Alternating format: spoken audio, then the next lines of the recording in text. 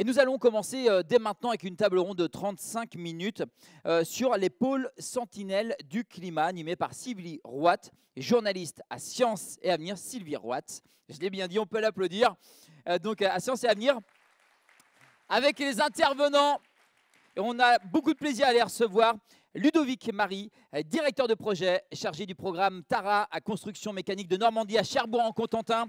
Et Loïc Valette, directeur technique en charge de la construction de la station polaire Fondation Tara. Vos questions à nos invités, n'hésitez pas. Et c'est Sylvie qui sera donc maître du temps pour un chrono de 35 minutes et qui a donc la tablette à disposition pour relayer vos questions.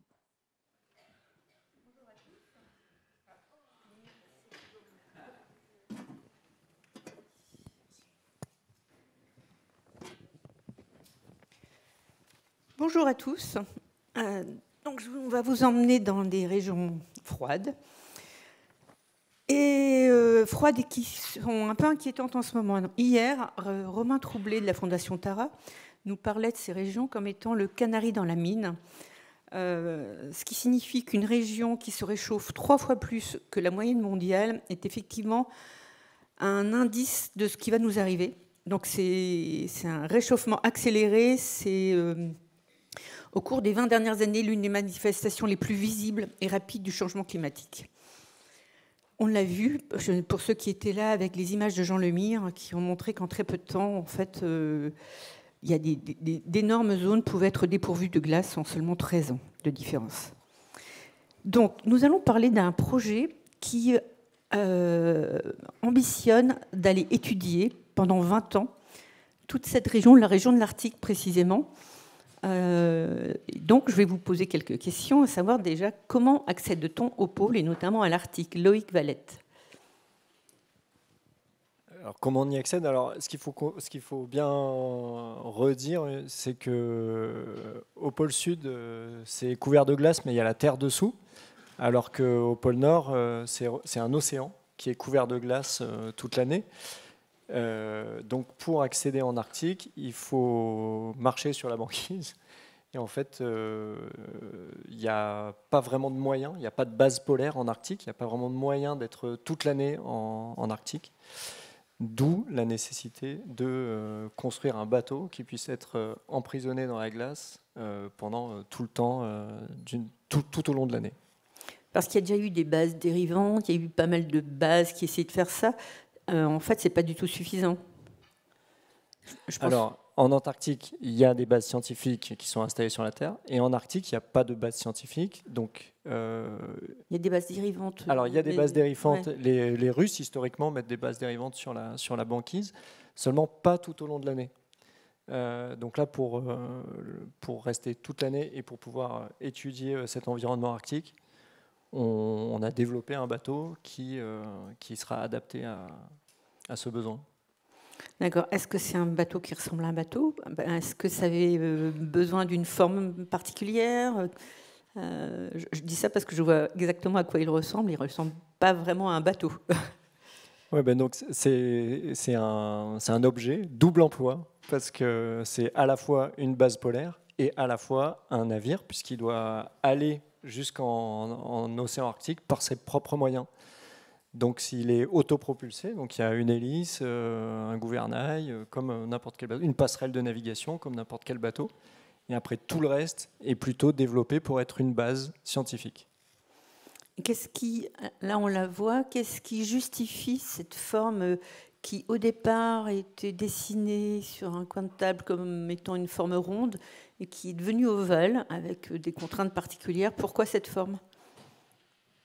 Alors la forme, c'est la raison, c'est qu'il faut que le bateau puisse se soustraire à la pression de la glace sur les côtés. Si on imagine un bateau de forme classique à muraille droite, la pression de la glace, elle s'applique de façon normale à la coque et du coup, elle peut l'écraser, quoi. Là, quand on appuie sur les côtés du bateau, il va avoir tendance à monter au-dessus de la glace, du coup à se soustraire à cette pression. Et c'était quoi la fin de la question? Non, c'était effectivement la forme. Ah oui, pourquoi ovale plutôt que ronde? Ah oui, parce qu'en fait, à la base, c'est vrai que le concept était rond et puis c'est allongé parce que effectivement un bateau rond, ça avance pas bien droit, quoi. Donc ce projet, il n'est pas c'est pas le premier bateau de la Fondation Tara qui est allé en Arctique. En 2007, lors de l'année polaire internationale, Tara, la goélette, a fait une dérive historique. Est-ce que vous pouvez nous en parler? Et quelles ont été les difficultés qui ont émergé justement de la vie pendant toute cette période, 500 jours de mémoire dans les glaces? Oui, c'est ça. Donc des dérives arctiques, il n'y en a pas eu beaucoup dans l'histoire. Il y en a une qui a été faite par le Fram de Nansen un siècle avant Tara. Et donc Tara, la goélette Tara, qui est initialement Antarctica, avait été conçue pour ça, pour pouvoir faire une dérive arctique. Donc c'est un peu le même concept que Tara Polar Station. Enfin, Tara Polar Station est inspirée de Tara, évidemment, qui elle-même était inspirée du Fram. Donc toujours avec le même concept de forme ronde. C'était les mêmes plans? Non, c'est pas les mêmes plans, mais le même concept. Ouais. D'accord. Ouais. Et donc la dérive de Tara en 2007-2008, donc c'est 507 jours pris dans la glace avec un programme scientifique à bord. Et ça c'est une aventure humaine absolument incroyable parce que quand ils y sont allés, c'est sans vraiment savoir si le bateau allait supporter. C'est une véritable aventure. Hein. Ouais, voilà, il y a un doute, quoi. Et bon, au final, ça s'est très bien passé. Et ils ont passé une nuit polaire.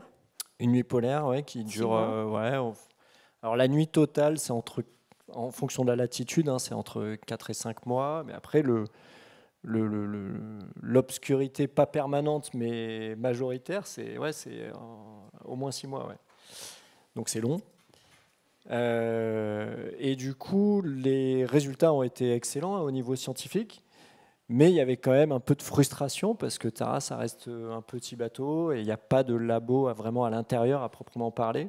Alors que les besoins en Arctique il y a vraiment besoin d'aller chercher des données là-bas qui est réel. Et donc l'idée a germé de développer un bateau dédié à la recherche en Arctique. Et il y avait aussi le problème du froid, c'est-à-dire que la science sur Tara se fait sur le pont. Que manier des instruments fins, à un moment, il faut enlever les gants. Il y a une problématique du froid et des chercheurs, non? Oui, bien sûr. Voilà, donc l'intérêt de la Tara Polar Station, justement, c'est qu'on pourra travailler à l'intérieur. Et donc, il y a un pont entier du bateau, la moitié, ce sont des laboratoires, et avec un accès direct à la mer par un tube qu'on appelle une moon pool, qui donne un accès direct à la mer. Avec un treuil océanographique, on peut envoyer divers équipements, des robots sous-marins, des drones sous-marins, des équipements qui ramènent des données du fond de l'océan. On a 2500 mètres de câble, donc ça permet d'aller profond. Tout en restant au chaud. Tout en restant au chaud. Et oui, voilà. Et alors que l'accès par l'extérieur est impossible, puisque le bateau est entouré de banquises. Effectivement. Donc techniquement, vous aviez besoin à peu près de cette forme. La construction d'un navire adapté à la dérive nécessite beaucoup de défis, de contraintes.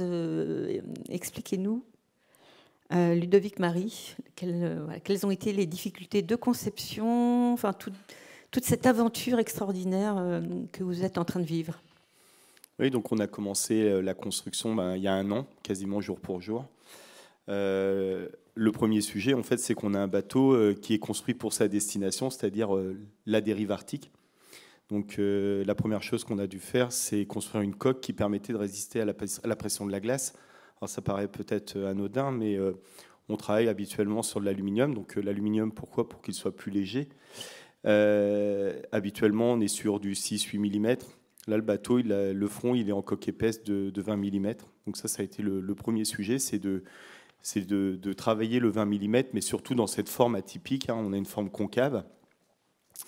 Donc premier point. Deuxième point, je dirais, là on voit la pose de la moon pool.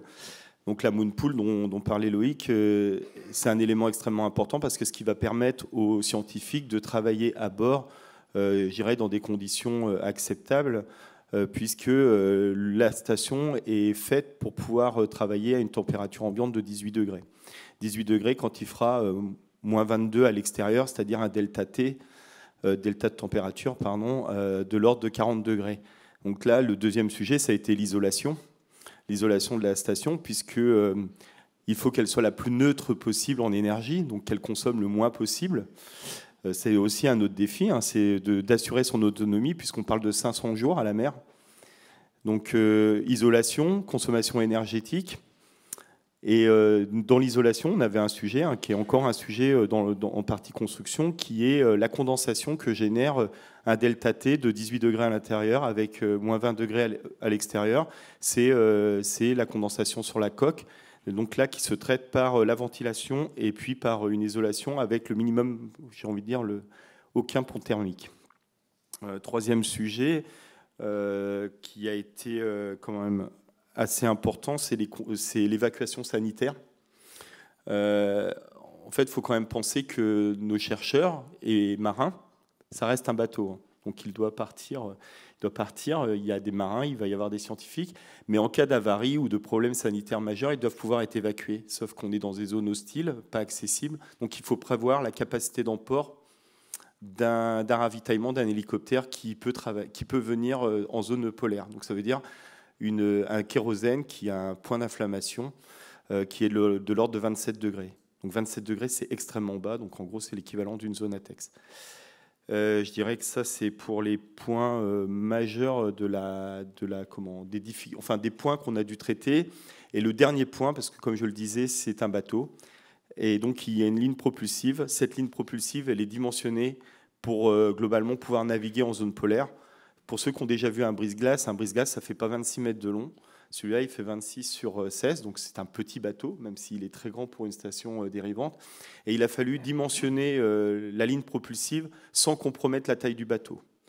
C'est-à-dire qu'il ne fallait pas que le bateau change de taille, sans quoi on passait dans des espaces réglementaires qui étaient dans d'autres mesures. Quand vous parlez de ligne propulsive, c'est les moteurs, c'est ça ? La ligne propulsive, en fait, c'est la ligne qui va du moteur jusqu'à l'hélice.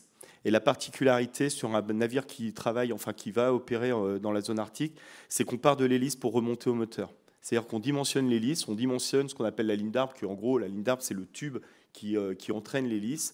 Après, on a un réducteur qui est classiquement, en fait, qu'on pourrait apparenter à une boîte de vitesse et le moteur. Et globalement, habituellement, dans la construction navale, on part du moteur, on dimensionne son réducteur, on fait la ligne d'arbre et on fait l'hélice. Là, on part de l'hélice, on dimensionne l'hélice pour qu'elle permette de résister à des glaçons de l'ordre de 30 tonnes, donc c'est quand même des gros glaçons. Mais en même temps, si le glaçon était trop important, elle doit être ce qu'on appelle fusible, c'est-à-dire qu'elle doit casser pour ne pas casser l'ensemble de la ligne propulsive. Donc ça a été un sujet. Et comment dirais-je donc une fois qu'on a défini ça, en fait c'est des boucles itératives qui se mettent en œuvre. C'est-à-dire que si notre hélice était trop grosse, il fallait changer le réducteur et le moteur, ce qui n'était pas acceptable pour la table du navire. Donc en fait toute l'étude, ça a été très long, hein, ça s'est fait en parallèle de la construction, je dis avec beaucoup d'humilité, mais on a fini par finaliser la conception et la définition de la ligne propulsive en février dernier. Donc ça a été un travail extrêmement difficile, long, qui se fait par le calcul et par un process itératif. Quand on vous a proposé ce projet, est-ce que vous vous êtes dit facile ou alors impossible ? Bon, déjà, on ne dit jamais impossible quand on prend un projet, mais facile, par contre, ça c'est sûr qu'on ne s'est pas dit ça. On s'est dit, bon, très bien, donc c'était un des enjeux, hein, c'était de le faire en 18 mois. Là, on va être sur 19 mois. Je pense que c'est vraiment une prouesse, une réelle prouesse d'être capable de sortir un projet comme celui-là en 19 mois, outre le fait de le construire. Parce que construire, mais il a fallu finaliser la conception, en parallèle lancer la construction, acheter les équipements, enfin finaliser la définition des équipements, les acheter, les approvisionner. Et tout ça, en fait, on a un projet qui est tuilé de manière extrêmement importante. Pour ceux qui sont de Cherbourg, il y en a qui sont habitués, puisque dans le milieu sous-marin, il s'est extrêmement tuilé aussi, mais je pense on n'avait pas à rougir du niveau de tuilage, bien que le projet... Qu'est-ce que c'est le niveau de tuilage ? C'est-à-dire le fait de faire plusieurs choses en même temps, c'est-à-dire que vous faites la conception et en même temps vous lancez de l'industrie, alors que votre conception n'est pas finalisée. D'accord. Et quelle est l'ambiance du chantier ? Ah, elle est bonne. Elle est bonne, mais elle est très difficile. En fait, c'est ce que je vous disais. Le sujet, c'est que pour nos équipes, c'est un projet qui est réputé, quand on le voit de l'extérieur, qui était réputé pour être difficilement tenable. Mais à chaque fois qu'on a emmené les gens avec nous, par l'énergie que génère la fondation, et j'ai envie de dire l'ensemble de l'équipe, les gens adhèrent et sont entièrement mobilisés pour délivrer le programme en temps et en heure. Donc, ce qui fait qu'il y a vraiment une très bonne ambiance sur ce projet. Et Loïc, toi qui viens voir le projet régulièrement, qu'est-ce que tu ressens quand tu vois avancer ce bateau ?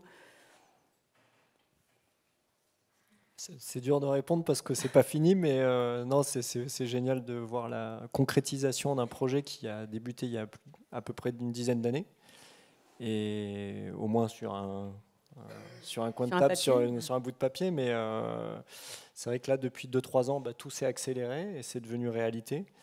Et donc là, on est à 3 mois du but, donc c'est forcément, là, on est vraiment un peu dans la dernière ligne droite, donc c'est très prenant.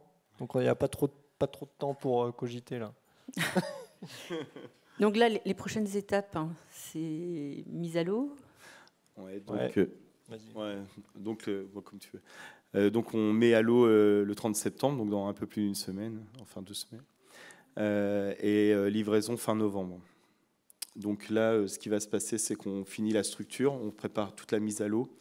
On a les aménagements, c'est tous les équipements intérieurs. On passe les réseaux, l'isolation est déjà bien avancée, et on finalisera à l'eau les emménagements intérieurs pour pouvoir commencer les essais très tôt et tenir une date de livraison fin novembre.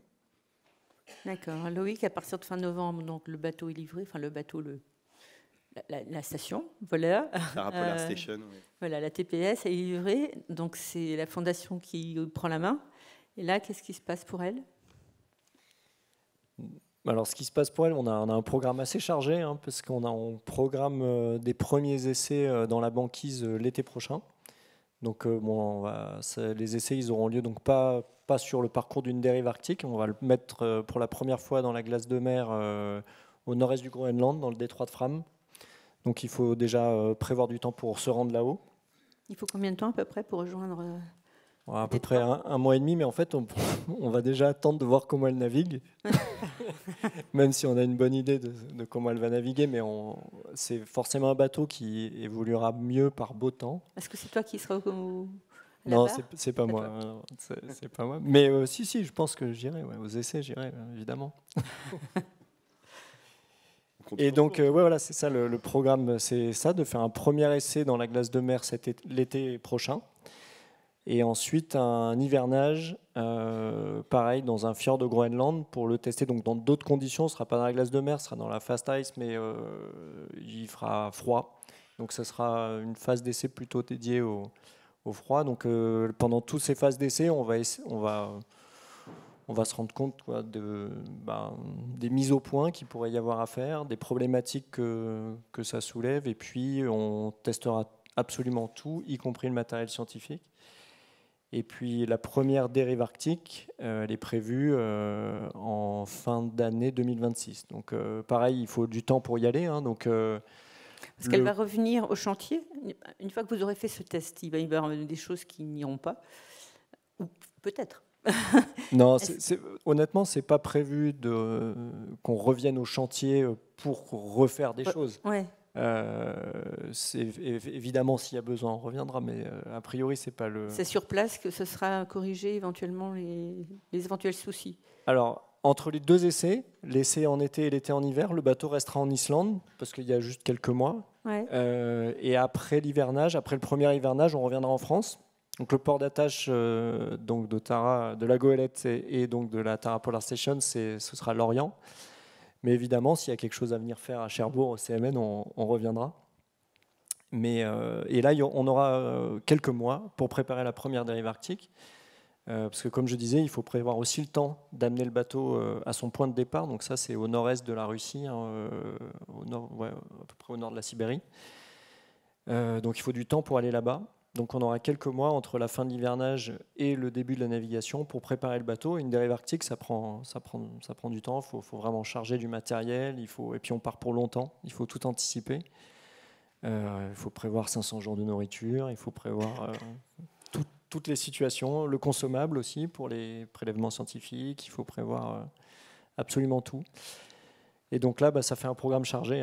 2025 jusqu'à fin 2026, c'est vraiment déjà bien rempli, bien dense. Alors la première dérive arctique donc, de Tara avait été beaucoup plus rapide, je n'ai pas le souvenir de combien, mais par rapport à celle du Fram.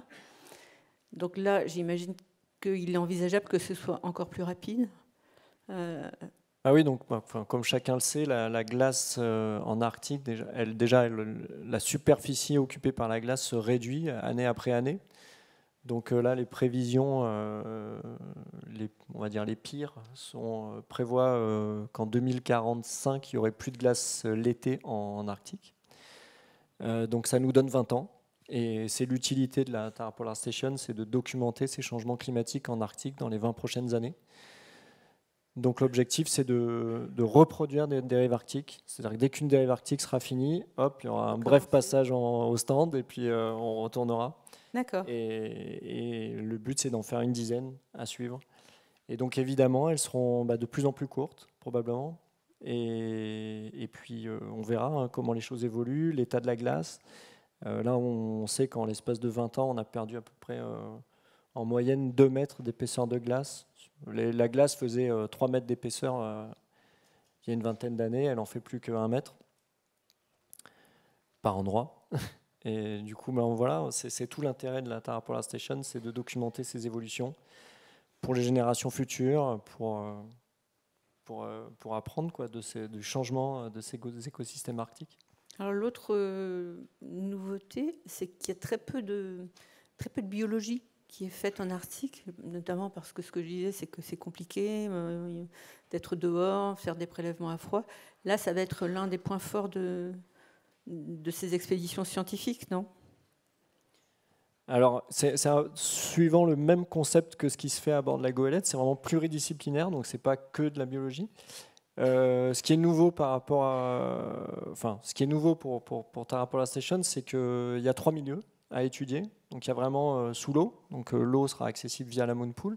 Ensuite, il y a la glace à étudier, donc tout ce qui est autour de la station polaire, dans un périmètre accessible à pied. Et puis après, il y a l'atmosphère. Et donc l'équipe de scientifiques qui sera à bord, donc on prévoit qu'il y ait 12 personnes à bord en hiver, dont 6 scientifiques. Et ça peut aller jusqu'à 18 personnes pendant la période d'été.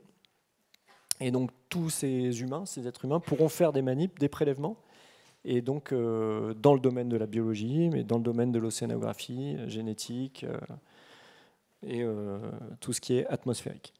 D'accord. Et l'hiver, est-ce qu'il y aura une forme de promiscuité ou est-ce que vous avez prévu un petit peu de confort pour l'équipage ? Ça, c'est un point qui a été très, très important dans toute la phase de conception. Évidemment, on sait que l'environnement est hostile. Une nuit polaire, c'est vraiment... il y a l'isolement géographique, il y a les températures extrêmes, il y a la nuit qui dure longtemps. Donc il faut qu'au moins, à l'intérieur, ce soit chaleureux, confortable. Donc oui, il y a eu on a fait le maximum on a réfléchi à beaucoup de choses. Parce que chacun a sa cabine. Oui. Il y a 12 cabines. Nouveauté par rapport à la goélette. Alors il y a 12 cabines à bord pour 12 personnes l'hiver. Ouais. Ce qui fait que quand il y aura 18 personnes à bord, certaines cabines seront partagées. D'accord. Mais l'hiver, il y aura une possibilité de s'isoler. Voilà, c'est ça. Et c'est vrai qu'au niveau humain, c'est aussi un défi. Il faut que ces 12 personnes qui viennent de milieux différents, qui n'ont pas le même métier, qui n'ont pas forcément la même culture, parce qu'il y aura aussi des étrangers à bord, c'est une station internationale. Il faut qu'ils soient prêts à subir ces conditions. Mais c'est ce qui se fait sur des bases polaires en Antarctique tous les ans, donc on n'est pas inquiet de ça. Alors tout à l'heure, vous racontiez un épisode sur les soudures et le défi des soudures qui avait l'air très compliqué. Oui. Donc oui, souder de la coque épaisse, c'est un sujet. 20 mm, ça nous a obligés à revoir toutes nos méthodes. Enfin, ça nous a en tout cas obligés à créer des méthodes de soudage. Donc la première chose, c'est qu'on a développé des modes opératoires au niveau au niveau de soudage automatique et surtout on a dû qualifier nos soudeurs pour souder sur coque épaisse. Ce qu'il faut savoir, c'est qu'en soudage manuel, on est sur de la très haute intensité. Et donc un élément comme ça, juste pour s'imager, c'est que le niveau de soudure qu'on a fait que les EPI, par exemple, il ne faut pas qu'il y ait un grain de peau qui soit visible, parce que sans quoi l'intensité va générer un... Est-ce que c'est les EPI? Les équipements de protection individuelle. Pardon. Ça, c'est donc pour la partie purement physique. Ce qu'il faut se rendre compte, c'est que le niveau de renforcement de la structure sur la partie basse, globalement, on a une coupe tous les 50 cm. Donc en fait, les coupes, c'est longitudinalement, elles sont tous les 50 cm. Et on a des lisses qui viennent renforcer entre chaque coupe tous les 20 cm. Donc il faut se rendre compte que la station, alors là, on ne l'a pas à l'écran, mais quand elle était à l'état nu, c'était une rampe de skateboard. Donc c'était un enjeu à la fois de sécurité, mais aussi les conditions pour souder ont été très difficiles et ça a fait l'objet de développement d'outils particuliers. Et nos soudeurs ont soudé vraiment dans des conditions très difficiles. Et encore maintenant, puisqu'on a la station, elle est très dense en fait. Elle est extrêmement dense et donc ils sont... c'est magique quand même de voir ce qu'ils sont capables de faire. D'accord, j'ai des questions. Quelle énergie pour le bateau? Solaire, nucléaire ou autre? Alors, donc, comme tu veux. Non, mais ça, je peux répondre. Oui. Donc, l'énergie... alors, l'autonomie de la station, il faut pendant 500 jours, il faut produire son électricité. Donc ça, le moyen principal de produire l'électricité, ce sont des groupes électrogènes.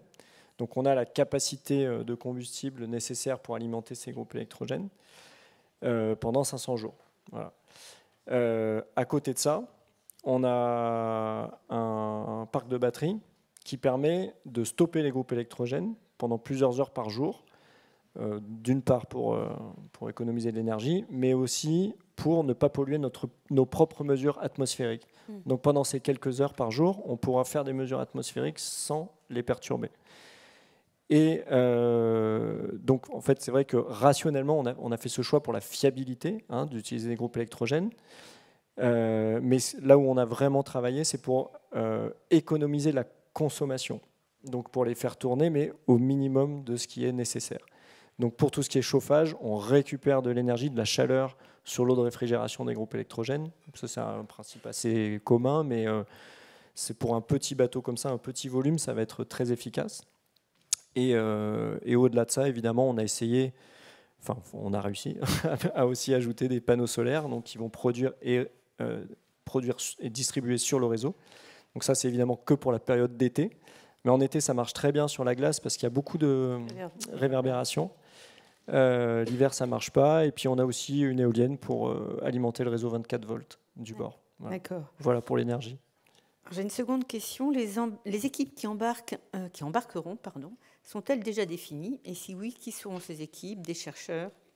Point d'interrogation. Oui, donc comme je disais, sur les 12 personnes qui feront des dérives arctiques, il y aura, on va dire, 6 scientifiques, donc qui ne sont pas encore définis, mais qui auront chacun leur spécialité. Je dis qu'ils ne sont pas définis parce qu'on parle de quelque chose qui va intervenir dans 2 ans, donc c'est... Voilà. Par contre, au niveau des marins, évidemment, on en a déjà qui sont au chantier pour suivre la construction et prendre le bateau en main dans 3 mois. Donc oui, l'équipage de marins... Et une cuisinière ou un cuisinier. Voilà, c'est ça. Très important. Surtout, ouais, alors pour les dérives surtout en dérive, quand même. Pour les dérives arctiques, oui, il y aura 4 marins, une cuisinière et puis un médecin. D'accord. Alors, j'ai une question qui est un peu sur l'Antarctique. Courant océanique au pôle sous l'Antarctique, on a découvert des courants d'eau douce. D'où cela vient et quelles sont les incidences de ces courants dans l'évolution du climat? Je ne sais pas si vous pouvez pas y répondre. Si vous pouvez y répondre, pardon. C'est très loin de notre sujet. Non,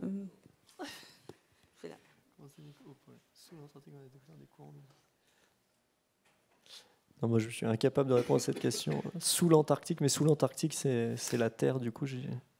Alors, J'ai une vague idée de ce que c'est, mais je pensais au Groenland, moi, plutôt, où effectivement les eaux de fonte finissent par s'infiltrer sous la calotte et parfois font glisser la... Alors là, je parle vraiment pour le Groenland qui a une calotte polaire, de la même manière que l'Antarctique. Donc ça peut, quelque part, si ça arrive jusqu'au socle rocheux, ça peut servir de lubrifiant et éventuellement accélérer le glissement de la calotte vers l'océan, et ça pourrait être catastrophique si ça se réalisait, puisqu'en fait ça accélérerait la fonte de la calotte. Je parle du Groenland. En Antarctique, il y a ce type de courant, mais c'est plus des lacs subglaciaires. Donc voilà, je ne sais pas si je réponds tout à fait à cette question. Voilà, je pense. Un micro, s'il vous plaît, ici. Je me posais la question pour l'isolation. Vous avez parlé de 20 mm d'épaisseur d'aluminium, et du coup, quelle est l'épaisseur de l'isolation à l'intérieur? 300 mm, Okay. 30 cm, plus un pare-vapeur.